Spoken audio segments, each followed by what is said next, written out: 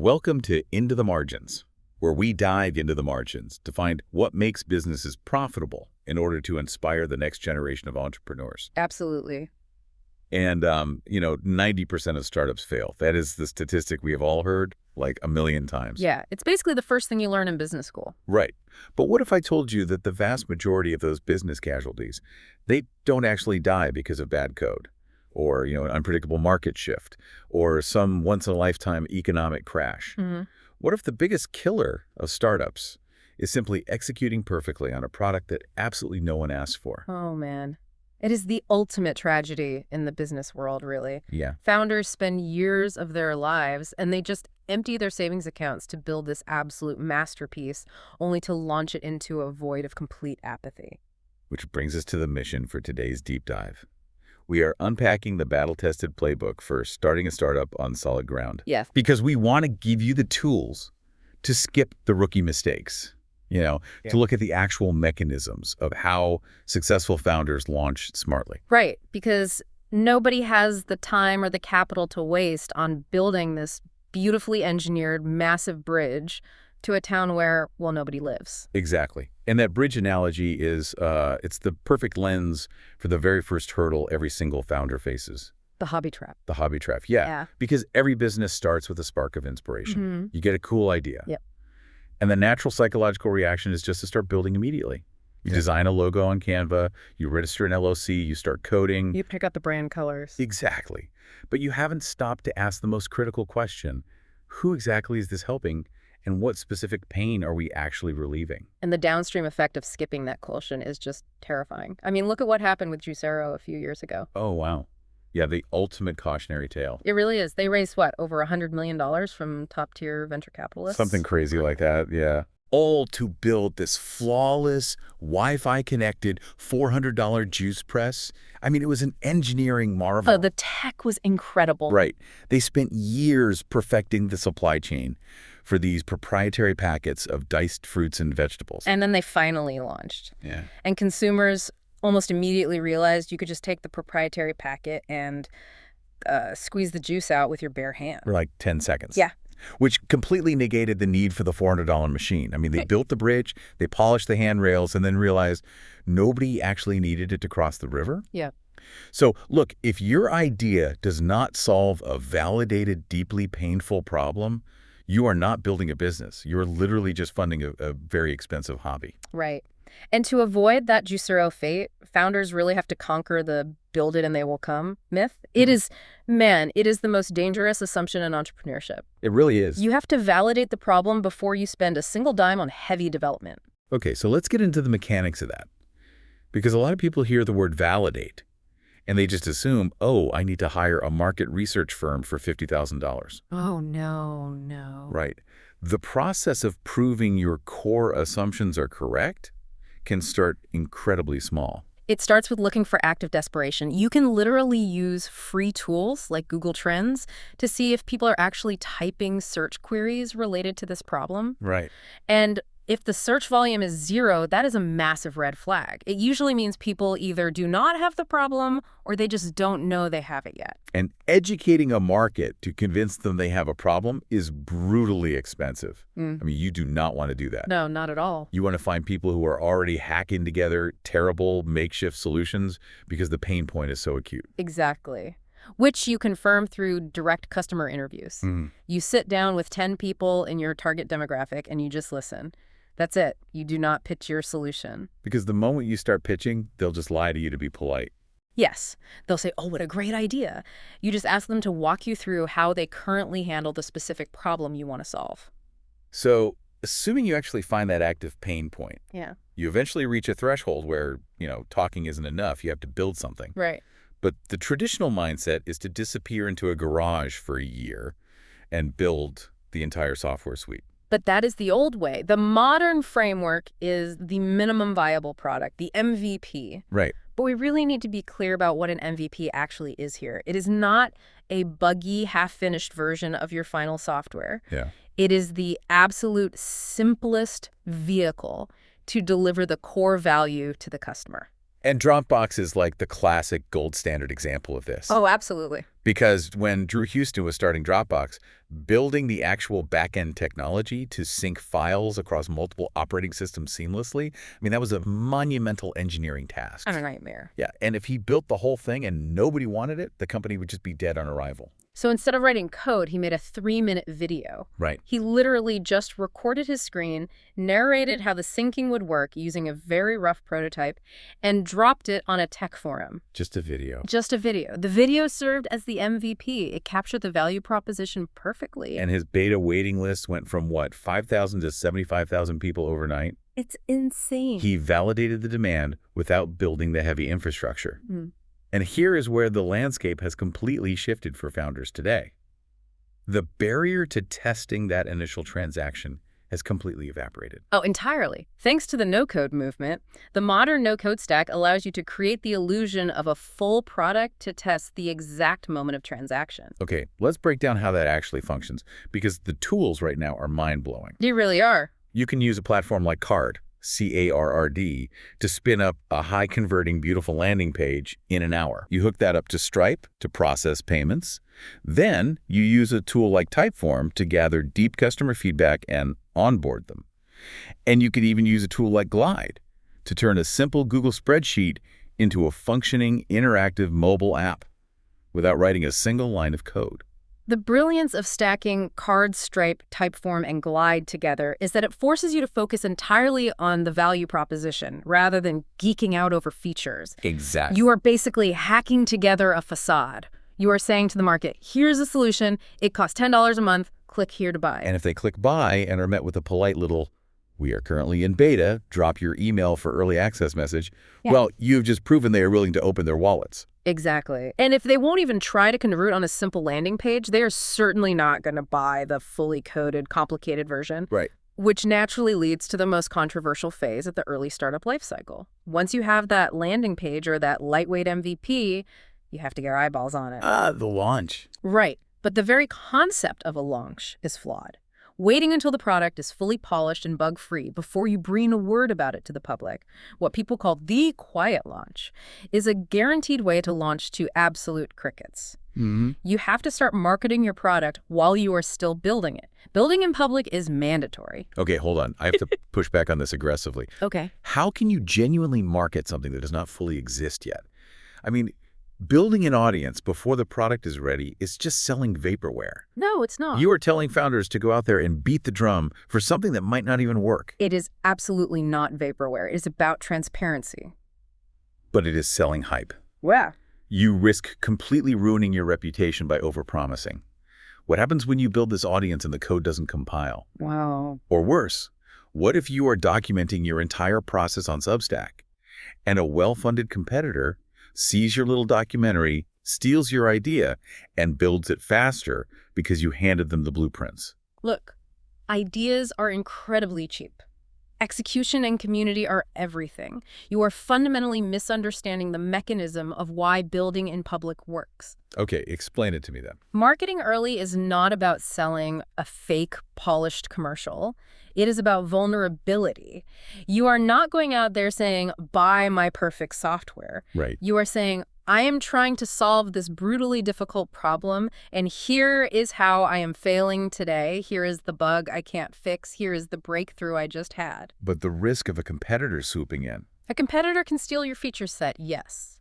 But they cannot steal the parasocial relationship you have built with your audience. Okay, I see. When you build in public, you are selling the narrative of creation.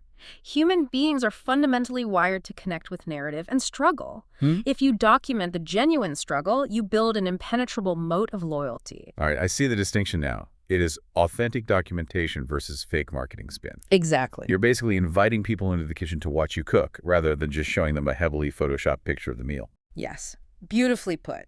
And the downstream effect of that transparency is massive.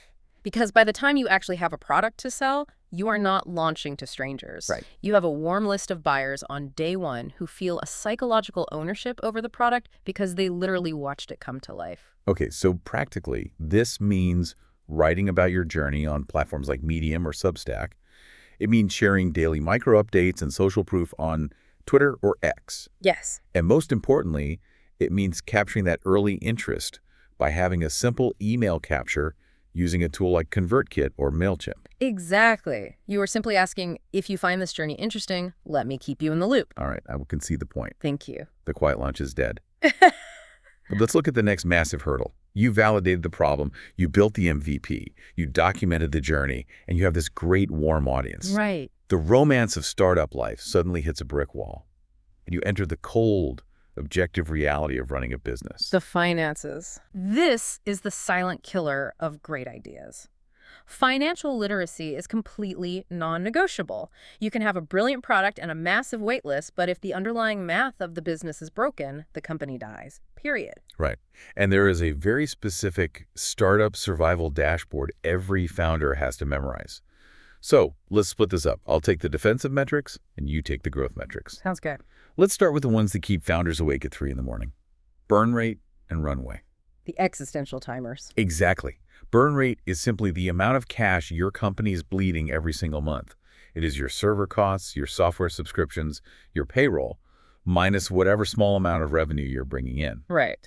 Think of it as the fuel your plane is burning while trying to take off. And runway is the natural, terrifying conclusion of that math.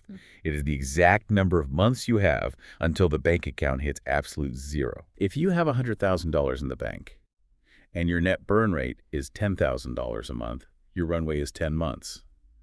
On month 11, you hit the end of the tarmac.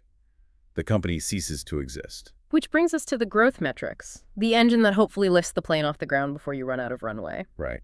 The two most critical are CAC, which is customer acquisition cost, and LTV, which is lifetime value. Walk us through how those interact, because looking at them in isolation is super dangerous. Very. So CAC is simply what you have to pay in advertising, marketing, and sales time to acquire one single paying customer. Okay. LTV is the total amount of revenue that customer will bring your business over the entire time they use your product. So say your CAC is $10 and your LTV is $20. On paper, that is a profitable machine. For every $10 you put in, you get $20 back. But there's a massive trap hidden in that math, isn't there? The cash flow gap. Oh, it is the trap that bankrupts thousands of seemingly successful companies. Let's say you spend that $10 today on a Facebook ad to acquire the customer. But that customer pays you $2 a month for 10 months to reach that $20 LTV. Right. MRR, the monthly recurring revenue. Exactly. So it takes you 5 months just to break even on the initial ad spend. So if you turn on the marketing jets and acquire 1,000 customers this month, you owe Facebook $10,000 today. But you only collected $2,000 in monthly revenue. Yes. You die of cash flow starvation while being perfectly profitable on paper. Your runway vaporizes because you didn't understand the timing of your LTV. Okay, I'm going to put you in the hot seat here. Uh-oh. I want to push you on this because it is easy to list these metrics in a vacuum, right? But I want a definitive answer. Okay. You are speaking to a first-time founder. They are pre-revenue. They are incredibly overwhelmed by all these dashboards, and they only have the mental bandwidth to obsess over one single metric. Oh, man. Which one should be their absolute North Star? Do you play defense and focus entirely on runway, hoarding every penny so you literally just do not die? Yeah. Or do you play offense, focusing on projecting and proving your LTV to show the market that the business model works, even if you are burning cash aggressively to prove it? Wow. Okay, that is putting me in a corner. Yeah, and don't give me the consultant it depends answer. Defense or offense? But the reality is that the tension between survival and growth cannot be solved with a blanket rule. Come on. Look, if you force me, the honest answer requires looking at the industry. If you focus entirely on runway and cut all your marketing spend, you might survive for 2 years, but you will slowly starve to death in obscurity because you never acquired a customer. But if you focus entirely on LTV and ignore the burn... You might build a beautiful high-growth model, but run out of cash 3 days before you can secure a bank loan or an investment round. Right. I will say this, if you are building a capital-intensive business like hardware, runway has to be your god. You cannot tweak a physical product overnight. That makes sense. But if you are building a lean software as a service, an MVP where iteration is cheap, proving LTV early is often worth the aggressive burn rate because it proves the core business thesis. It really is the ultimate tightrope walk, keeping one eye on the horizon and one eye on your feet. Exactly. And because the context matters so much, we actually want to throw this debate over to the audience. If you are building a business right now, How do you personally balance tracking survival versus tracking growth? Drop into the comments wherever you are listening to this deep dive. Are you Team Runway or Team LTV? Let us know, because there are brilliant arguments for both. It is a phenomenal debate to have, but let's assume the founder figures out that balance, right? Okay. The math works, the cash flow gap is managed, the audience is growing. There is one final vulnerability that destroys companies even when the metrics are absolutely perfect. The people. If the human engine powering the machine breaks down, none of the spreadsheets matter. Which brings us to the human element of scaling, specifically the co-founder dynamic. Yeah. A balanced founding team is the single greatest predictor of whether a project dies in a year or becomes a massive billion-dollar success. And the word balanced is the trap here. I see so many early-stage entrepreneurs go looking for a co-founder, and what they're actually looking for is a mirror. Yes. They want validation. They want someone who thinks exactly like them, who has the exact same technical background. If you are a brilliant software engineer, the absolute worst thing you can do for your business is partner with another brilliant software engineer. It is entirely redundant. You do not need a mirror. You desperately need a complement. You need the missing puzzle piece. If you are a builder, you desperately need a seller. Yeah. Someone who can take the amazing thing you coded and actually convince a skeptical market to pay for it. Right. If you are the visionary, the big picture thinker floating in the clouds with a 10-year roadmap, you need an operator. Right. You need the person on the ground who makes sure the taxes are filed, the legal contracts are sound, and the servers actually stay online. But there is a massive caveat to having diverse skill sets. You can disagree on the how all day long. In fact, having a healthy, constant friction between a builder who wants to perfect the product and a seller who wants to ship it immediately, that is actually incredible for a company's momentum. Oh, absolutely. But both of you must be completely, undeniably united by the why. The core mission. Exactly. If the builder wants to create a slow-growth, profitable lifestyle business that lets them work 4 days a week, and the seller wants to build a venture-backed unicorn and go public in 5 years, Oh, that company will rip itself apart. the moment things get difficult, and things will always get difficult. So practically speaking, for the solo founder listening right now who realizes, okay, I am the visionary, I desperately need an operator, but I don't know anyone like that, how do they solve this? You have to step entirely outside your immediate social circle. Direct your energy to platforms like Indie Hackers, which is an incredible community specifically designed for builders and marketers trying to launch profitable businesses together. That's a great resource. Or get offline entirely. Go to local startup meetups. Go to pitch nights in your city. It sounds a bit like high-stakes matchmaking. Because it is a marriage. You will spend more waking hours agonizing over problems with this person than you will with anyone else in your life. The vetting process absolutely needs to reflect that gravity. Well, let's zoom out and synthesize everything we have unpacked today. Building a startup from scratch is not a sprint. It is a grueling, multi-year marathon. But if you follow the mechanisms we've discussed, you completely change your statistical odds of survival. Entirely. By focusing on actively validating real pain points rather than funding a hobby. By using the modern no-code stack to test the moment of transaction before writing heavy code. By building in public to create a warm audience. By fiercely understanding the cash flow gap between your CAC and your LTV, and by finding a co-founder who covers your blind spots. Yes. You automatically put yourself ahead of the vast majority of first-time founders who just, guess and hope. Stay lean, stay intensely curious about your customers' actual problems, and respect the reality of your numbers. If you want to read more, check out our blog at intothemargins.com/playbook. There is an ocean of depth to each of these concepts, but this framework provides the scaffolding you need to stop guessing and start executing. I want to leave you with one final provocative thought to mull over as you get back to your day. We spend so much energy obsessing over the fear of failure in business, the fear of running out of runway, the fear of the code breaking, the fear of competitors.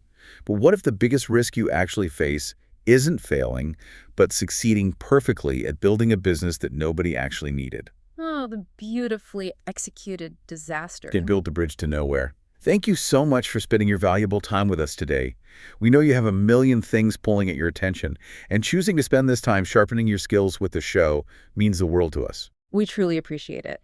And please do not forget to jump into the comments. We are genuinely looking forward to the debate on the runway versus LTV tension. We really want to know how you balance survival and growth in your own projects. Please drop a like, hit that subscribe button, and if you enjoyed this deep dive, remember there are plenty of other deep dives in our feed to check out right now. Keep asking hard questions, keep validating your ideas, and we will see you next time on Into the Margins.